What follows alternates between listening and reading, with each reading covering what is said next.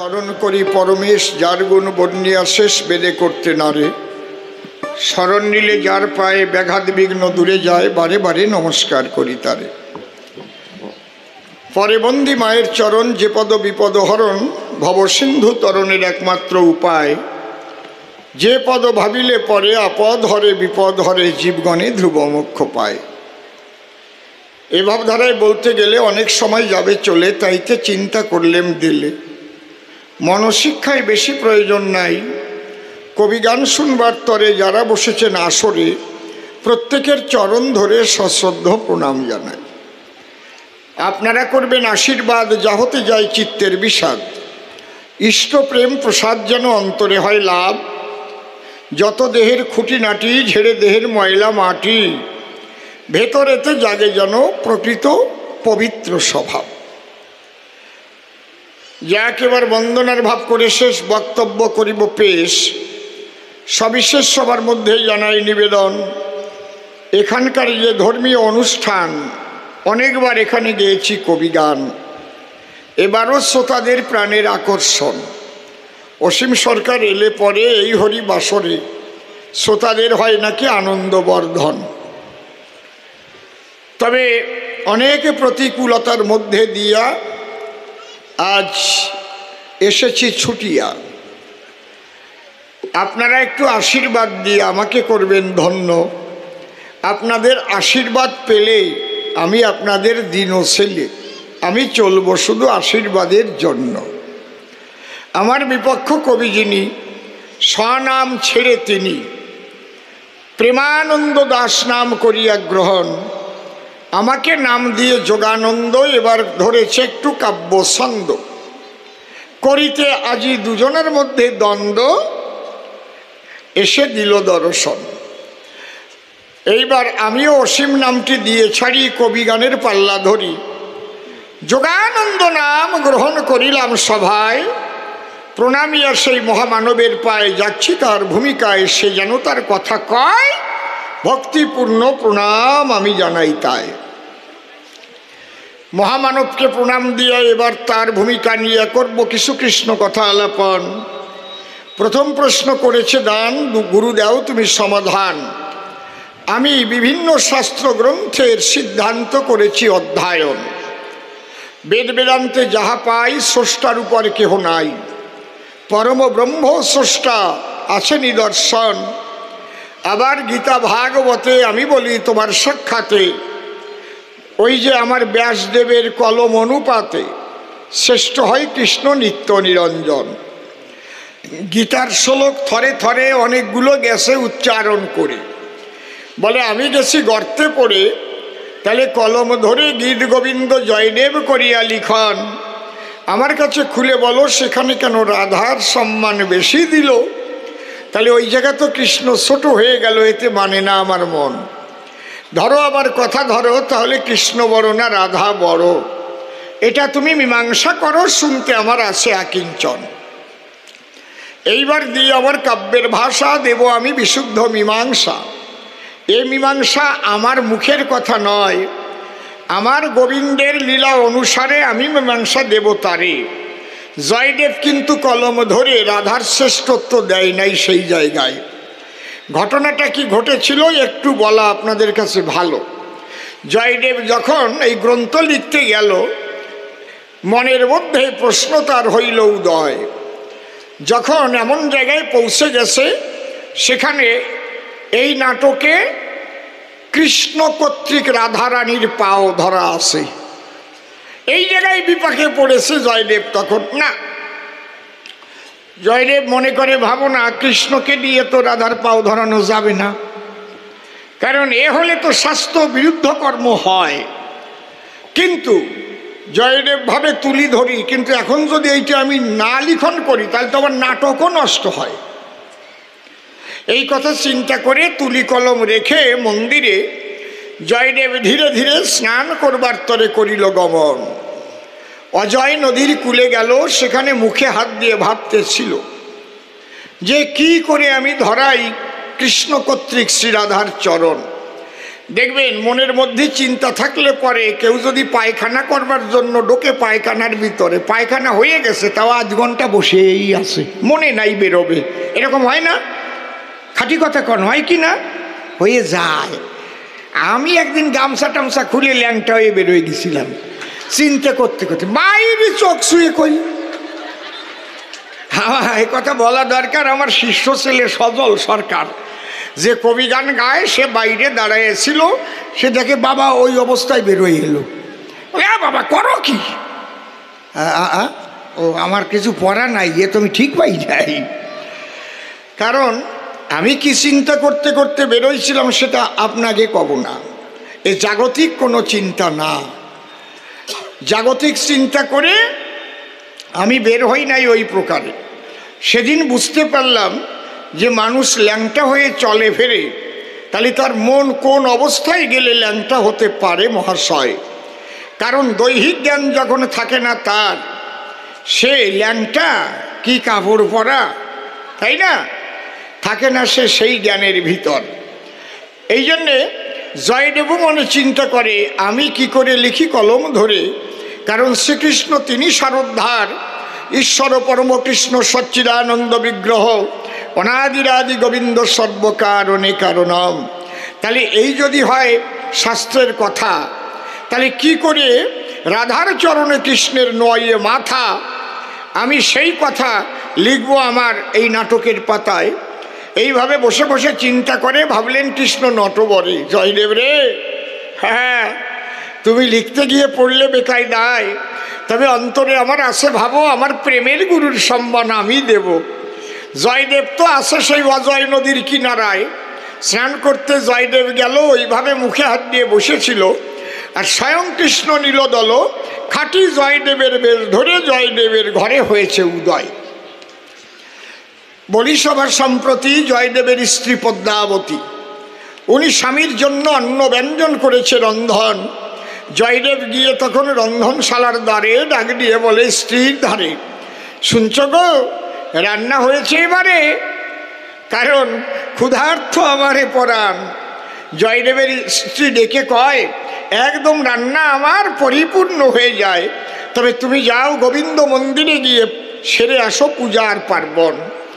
গোবিন্দ ধীরে ধীরে গিয়ে তখন গোবিন্দ মন্দিরে ওই যে গ্রন্থখানা অসম্পূর্ণ অবস্থায় রাখা ছিল, নিজে তখন কলম ধরে বসে শোনেন নারী নরে, ওই অসম্পূর্ণ গ্রন্থ সম্পূর্ণ করে দিল। স্বরগণখণ্ডনম মম শিরসি মুন্ডনম দেহি পদ পল্লবম মুদারম শ্রীরাধে। ওরে রাই কিশোরী আমার প্রেমের গুরু বলে আমি স্বীকার করি, স্বয়ং কৃষ্ণ গিরিধারী রাধার সম্মান দিয়েছিল।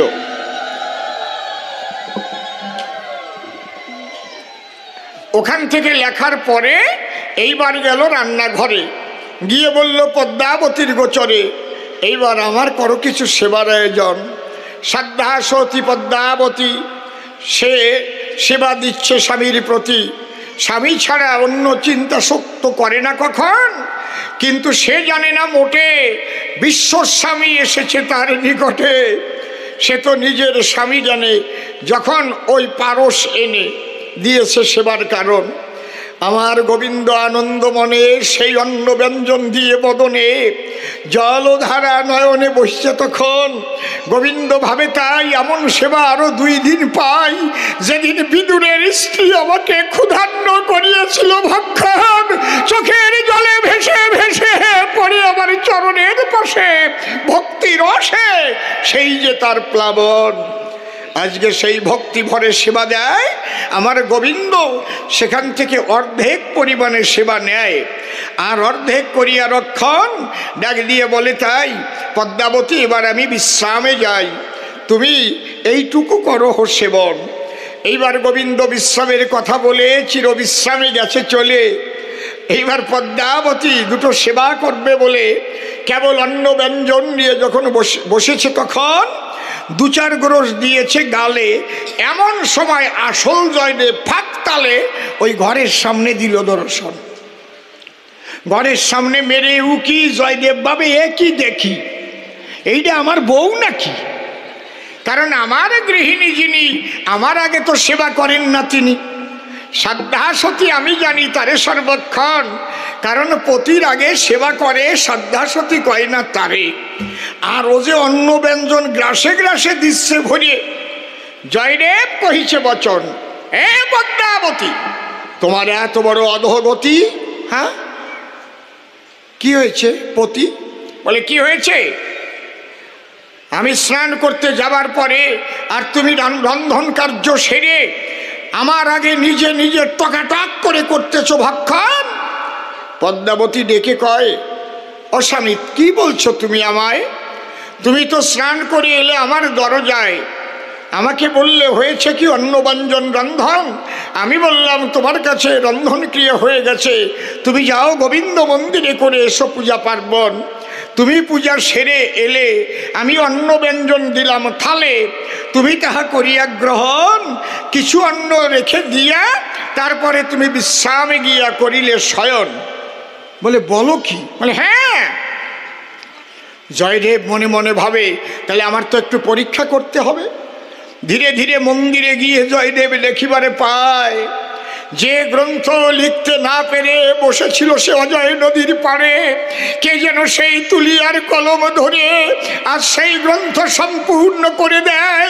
জয়দেব চেয়ে দেখে তাই, ওরে পদ্মগন্ধ সারা ঘরের মধ্যে পাই, নীলপদ্ম শ্রীকৃষ্ণ প্রাণ কানাই, নিজে দিয়েছে দর্শন, দিয়ে দেখে দৃষ্টি, দেবগণ করেছে পুষ্প বৃষ্টি। বলে উলুধ্বনি হরিধ্বনি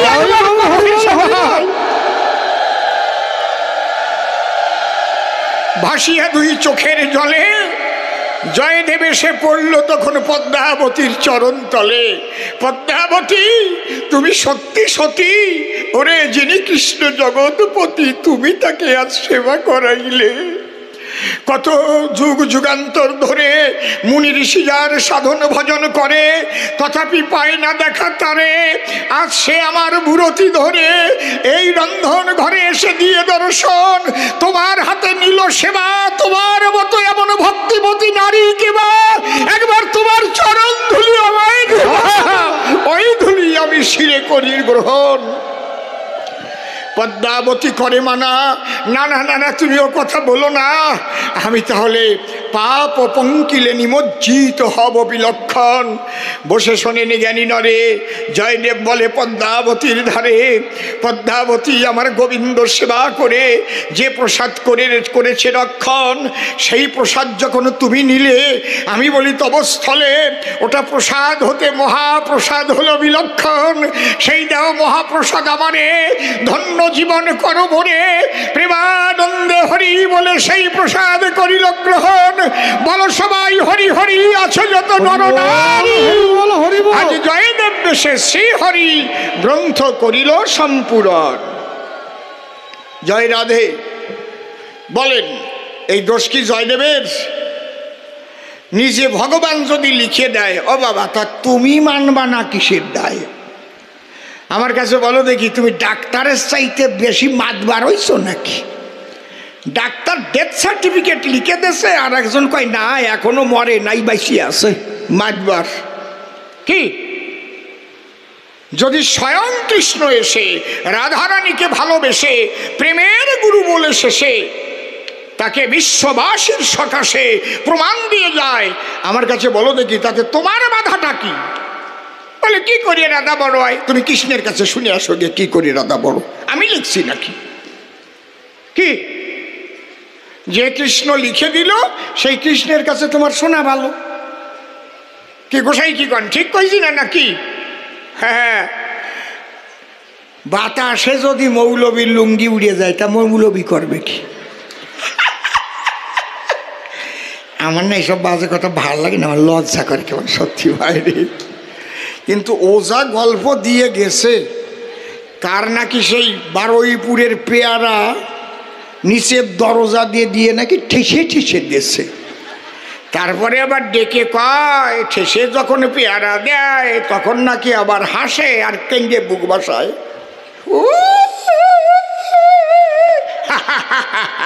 কায়দার গল্প, গল্প একটু বলো অল্প অল্প। তারপরে বলে হাসিস কেন আর কান্দিস কেন? তাই কান্দিছি, আমার কষ্ট হচ্ছে। ওই রকম জিনিস যদি ঢুকিয়ে দেয় তা কষ্ট হয় না? বোঝো না, চিড়ে চিড়ে রক্ত ঝরে। তা হাসিস কিসের করে? বলে হাসবো না, আমার তো ঠেসে ঠুসে গেল ভিতরে। আর ওই যে এই কাঁঠাল নিয়ে এসেছে, ওইটা যাবে কেমন করে? আচ্ছা, এই কাঁঠালটা কি হলো সেটা কি বলে গেল? তা জিজ্ঞেস করবেন না, কাঁঠাল যে নিয়ে এলো সেটা কি করলো? ভেঙে ভেঙে কোষ এক একটা করে ঢুকালো নাকি? না না, কাঁঠাল যখন নিয়ে এলো রাজা তখন জিজ্ঞেস করলো, এ বেটা তোর মনে নাই ভয়? এই কাঁঠাল যদি আমার পছন্দ না হয় তাহলে কি করে ঢুকাবো তোর পাশায়? ও ডেকে বলে, তাই রাজামশাই, আমি জীবনে একটা আদর্শ নিয়ে চলি সর্বদাই। কি? আমি না, অন্তরে করুন ধারণা, আমি কোনো জিনিস একা খেতে পারি না। একটা চকলেট কিনলেও পাশে যদি কেউ থাকে অর্ধেক ভেঙে দেই তাকে। এটা আমার মা আমাকে ছোট সময় শিখিয়েছিল, বাবা একা খাবে না, সবাইকে দিয়ে খাবে, ভগবান তোমারটা জোগাড় করে দেবে। হরিবল হরিবল হরিবল। আর যারা একা খাতি যায়, জম্বের খাওয়া খাইয়ে খাইয়ে তারপরে যায় জেলখানায়। জয় রাধে জয় রাধে। খাও জম্বের খাওয়া খাও, খাটি খাটি এই সব পেট, মনে হয় ফারাক্কার গেট। খাও, কেমন লাগে এবার? হ্যাঁ, কায়দা আছে। একা খাবা, তারপরে বুঝবা ঠেলা কি। আমার না এসব বাজে কথা ভালো লাগে না, আমার লজ্জা করে কেমন, সত্যি মাইরি। আপনারা রাগ করতেছেন না তো? দু একটা রসের কথা বলবো কি? বলবো? ওই বুড়িও কই, হ্যাঁ হ্যাঁ, ভালো বুড়ি রে, তিলক কাটা বুড়ি, বলিয়ে ফেলে তাড়াতাড়ি মাথা নাড়ি। হ্যাঁ হ্যাঁ।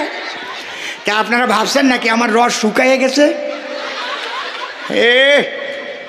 না, শরীর না একটু খারাপই হয়েছে, তা কি তার রস শুকিয়ে গেছে নাকি? আরে খেজুর গাছ যদি বয়সী হয় রস আরো গাঢ় হয়, মোটা মোটা ফোঁটা কাটে, পাটালি হয়, পাটালি, বোঝো না? কায়দা আছে। চুপ করে থাকেন সবে, মাঝে মাঝে রসও দেওয়া হবে। তা ওই লোকটা ডেকে বলে, তাই রাজামশাই, এই জন্য ছোটো জিনিস আনার আমার ইচ্ছা নাই, কারণ এখানে আপনি আছেন, আপনার পেয়াদারা আছে, ঘরে আপনার রানীমা আছে, তাই চিন্তা করিয়ে দেখলাম পাশে রাজামশার যদি পছন্দ হয়ে যায়, মনে করি ভাবো না ছোট ফল নেব না, বড় একটা পাকা কাঁঠাল তাই নিয়ে এলাম এই জায়গায়। রাজা মনে চিন্তা করে, আমার রাজ্যের ভিতরে এই লোকটার মতো লোক খুব কমই পাওয়া যায়। তখন রাজা কি করল, কাঁঠাল ভেঙে সবাইকে দিল, রানীর জন্য কিছু নিয়ে গেল। আর মাঝখানে যে মুগুরের মতো একটা বেরোয়, ওইটা যে গল্প বলছে তার পাশার মধ্যে ঢুকিয়ে দিয়েছে। এবার খুলে দেখবে কেমন। জয় রাধে নিতাই গৌর হরিবল। হ্যাঁ, এইবার ওই মাল খোল। কায়দা কি? তাহলে এই গল্পের মধ্যেও শিক্ষা পাওয়া যায়, একা খাওয়া ভালো নয়, তাই তো নাকি? একা খাওয়া ভালো নয়। এক বাবার 4টে ছেলে থাকতে পারে, একটা ছেলে উন্নত হলে পরে আর 3 ছেলে যদি উন্নত না হতে পারে, আর ওই বড়জন বা মেজেজন যে উন্নত হয় সংসারে, সে যদি একা একাই সব কিছু ভোগ করে, সে যদি মনে মনে ভাবে তাই ওরা আছে 3 ভাই জন খাটিয়ে খাদ্য সংসারে, খাবার পাক আর না পাক তাতে আমার কি, তাহলে সে কোনোদিন শান্তিতে থাকতে পারে না। সবাইকে খেতে দিতে হয়, যাতে কেউ না খেয়ে না থাকে, সেই দিক লক্ষ্য করলে ঈশ্বর ভালোবাসে তাকে। হরিবল হরিবল হরিবল। মনে থাকবে তো নাকি? খালি কবি গান শুনলে কাজ হবে না, 2-1টা শুনে নিয়ে গিট দিয়ে যাবেন, তবে জীবনে কাজ হবে। ঠিক কি না বাবা? এই জন্যে সবাইকে দিয়ে খাবা। এই যে আমার দলের লোকজন, এনাদের কাছে এক একজন করে করেন শ্রবণ। আমার যেটা ভালো লাগে, অনেক সময় ভালো লাগে না যে এইটা আমি খাই। এই আমি কোনোদিন একা খাইছি? বল, আমি একা খাইছি কোনোদিন? কোনো দোকানে ঢুকলে পরে যদি ক্ষীর দেখি, হয়তো দামি ক্ষীর, আমার দেখে একটু খেতে ইচ্ছা করে, ওই 12খানারই অর্ডার দেবো, একা খাবো না। হ্যাঁ, কায়দা আছে। এমনি এমনি নাকি ভগবান ভালোবাসে? তাহলে তুমি যদি ঈশ্বরের সৃষ্টিকে ভালো না বাসো, তাহলে ভগবান তোমাকে ভালোবাসবে কেন? যাক, তাহলে এই যে প্রথম প্রশ্ন করেছিল দান, আমি দিলাম তার সমাধান। শ্রীকৃষ্ণ প্রেমের গুরু বলে স্বীকার করেছে শ্রী রাধায়। কার গুরু তো এক প্রকারের নয়। আমি কবিগান গাই, আমার কবিগানের গুরুকে পরম শ্রদ্ধেয় প্রয়াত রসিকলাল সরকার মহাশয় কবিগান। আবার আমি কীর্তন গান শিখেছি, তার একজন গুরু আছে। আমি রামায়ণ শিখেছি, তার একজন গুরু আছে, তাই না? আমি দোতারা বাজনা শিখেছি, তার একজন গুরু আছে। বেহালা বাজনা শিখেছি, তার একজন গুরু আছে। হরে কৃষ্ণ নাম কীর্তনের রাগ রাগিনী শিখেছি, তার একজন গুরু আছে। কিন্তু আমার আধ্যাত্মিক গুরু, যার কৃপায় আমার জীবন চলা শুরু, তিনি শ্রী শ্রী ঠাকুর ভবা পাগলা। আর তা হতেও শ্রেষ্ঠ আমার মাতা পিতা হয়, যে মাতা পিতার মিলনের তরে আমি জন্ম নিয়েছি চরাচরে, তাদের শুভ চিন্তার ভিতরে আমি আজ কৃষ্ণ কথা বলার অধিকার পেয়েছি ধরায়। তাহলে গুরু কি এক রকমের? বলেন, গুরু কি এক রকমের? তাহলে কৃষ্ণ সর্বশক্তিমান, এটা যে গীতায় দিয়েছে সমাধান, এ কথা মোটেই মিথ্যা নয়। কিন্তু সেই কৃষ্ণ প্রেমের গুরু বলেছে কারে? শ্রী রাধারে। তার মানে কি? রাধা অনুগা হয়ে সাধন ভজন না করিলে পরে পরিপূর্ণ কৃষ্ণ প্রাপ্তি হওয়া সম্ভব নয়। ওই যে বলে গেছে না, তাই একবার নাম নিলে যত পাপ হরে, পাতকের সাধ্য নাই তত পাপ করে। আবার কোটি জন্ম করে যদি নাম সংকীর্তন, তথাপি না পাবে ব্রজের ব্রজেন্দ্র নন্দন। একদম খাঁটি কথা, একদম খাঁটি কথা। কারণ ওই যে একবার নেওয়ার মতো তখন নেওয়া হয় যদি রাধা প্রেম কারো মধ্যে জাগ্রত হয়ে যায়। সেই প্রেম জাগিলে পরে একবার যদি উচ্চস্বরে হা কৃষ্ণ বলে ডাক দেয় তারে, এক ডাকেতে ভগবান তার কাছে হয় উদয়। আর প্রেম শূন্য জীর্ণ দেহে কিবা প্রয়োজন? প্রেম যদি না থাকে আর কোটি কোটি জনম ভরে যদি ডাকে, তাহলে ভগবানের দর্শন পাওয়া সম্ভব নয়। তাহলে মূল কি? প্রেম। এই প্রেমের মধ্যে শ্রেষ্ঠ কোন প্রেম? রাধা প্রেম। কেন? অহৈতুকী অকামনা রাগাত্মিকা বেদাতীত, ভালো করে জানো। তাহলে এই প্রেম যদি কারো একবার হয় উদয়, তারই কিন্তু এক ডাকে কৃষ্ণ প্রাপ্তি হয়। প্রেম প্রেম বলি আমরা, প্রেম বলে কারে? এটাও লেখা আছে চরিতামৃতের ভিতরে। তাই একটু ধরে ধরে করিব বর্ণন, আপনারা ভক্ত শ্রোতা করিবেন শ্রবণ। কোনো ভাগ্যে কোনো জীবের শ্রদ্ধা যদি হয়, তবে তো সেই জীব সাধুসঙ্গ করায়। সাধুসঙ্গ হইতে হয় শ্রবণ কীর্তন, শ্রবণাদ্যে হয় জীবের অনর্থ নিবর্তন। অনর্থ নিবৃত্তি হইলে ভক্তি নিষ্ঠা হয়, নিষ্ঠা হইতে ভক্ত চিত্তে রুচি উপজয়, রুচি হইতে চিত্তে বাড়ে আসক্তি প্রচুর, আসক্তি হইতে জন্মে কৃষ্ণ প্রীত্যাঙ্কুর। সেই ভাব গাঢ় হলে ধরে প্রেম নাম, সেই প্রেম প্রয়োজন সর্বানন্দ ধাম। হরি বল। জল দিস। তাহলে এই প্রেম জাগলে পরে সেই মানুষ যায় সচ্চিদানন্দের বাজারে। আর প্রেম শূন্য অভিনয় করে সেজে গুজে শুধু শুধু কৃষ্ণ ভক্ত হয়ে ঘোরে, কোটি কোটি বছর ধরে জন্ম ধরে কৃষ্ণ বললেও কৃষ্ণ দেখা দেয় না তারে। তাহলে কৃষ্ণ কিসে দেখা দেয় মা বলো? কিসে দেখা দেয়? প্রেমের দ্বারায়, ভক্তির দ্বারায়। এই প্রেম দুই ভাগে ভাগ করা হয়, হৈতুকী প্রেম আর অহৈতুকী প্রেম। অহৈতুকী বলে কারে? যে প্রেমের দ্বারায় রাধা রানী হারিয়ে দিয়েছিল শ্রীকৃষ্ণেরে। আর হৈতুকী প্রেম কাহারে বলা হয়? আত্মসুখের হেতু যারা করয় ভজন, হয়তো বিবাহ করে সন্তানাদি হয় না যখন, গিয়ে গোবিন্দ মন্দিরের দ্বারে কান্নাকাটি করে, হে গোবিন্দ তোমার কৃপায় যেন একটা সন্তান পাই ঘরে। কৃষ্ণকে পেতে তারা কাঁদে না কখন, কাঁদিছে তারা যাতে হয় সন্তান একজন। হৈতুকী প্রেম ইহাকে বলা হয় ব্যবসা বাণিজ্য ভালো করবার জন্য অনেকে কেঁদে বুক ভাসায়। কারো আবার বড় মেয়ে থাকে যদি ঘরে, গিয়ে আবার কত মন্দিরে মানত তারা করে, আমার মেয়েটা তাড়াতাড়ি যদি বিয়ে হয়, আমি 1 কুইন্টাল চাল এনে খিচুড়ি দেব এই জায়গায়। ভগবান রে পাবার জন্যে নয়, মেয়ে বিয়ের জন্য। হ্যাঁ, কায়দা আছে। দুই ভাই, এক ভাইয়ের নাম যদু আর এক ভাইয়ের নাম মধু। কি নাম? দুই ভাই কি নাম? যদু আর মধু। তা ওই যদু, ওর বউয়ের নাম হচ্ছে কালী। যদুর বউয়ের নাম কি? কালী। আর মধুর বউয়ের নাম ফেদি। থাকে না এরকম কত নাম, বোঝে না, হাসে পড়ে। তাহলে যদুর বউয়ের নাম কি? কালী। এই মধুর বউয়ের নাম ফেদি, বোঝে না। হ্যাঁ, তা ওই যদু আবার কালী ভক্ত, তো ওদের দুই ভাইয়েরই দোকান আছে। তা সব খরিদ্দার যায় যদুর কাছে। এখন মধু একদিন সকালবেলা পাহারা দিচ্ছে, দেখি দাদা কি মন্তর বলে বের হয় ঘরের থেকে, শুধু খরিদ্দার ওর দোকানে যায়। তা যদু তো কালী ভক্ত, আর ও তো সকালবেলা কালী কুলাও মা, কালী কুলাও মা মা। এখন মধু মনে চিন্তা করে, দাদা দাঁড়াইয়া ঘরের দ্বারে তো বৌদির নাম করে, বৌদির নাম কালী। হ্যাঁ, দোকানে খরিদ্দার হয় এত বেশি খালি খালি, দাদা আমারে বলে না যে বউয়ের নাম নিলি বেচা কেন হয়।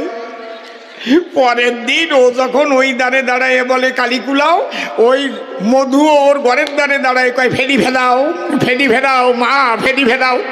এই কি বলিস? কয় তুমি শিখাইছো, তোমার বউয়ের নাম কালী কুলাও কও, আমার বউয়ের নাম ফেরি ফেরি ভেদাও।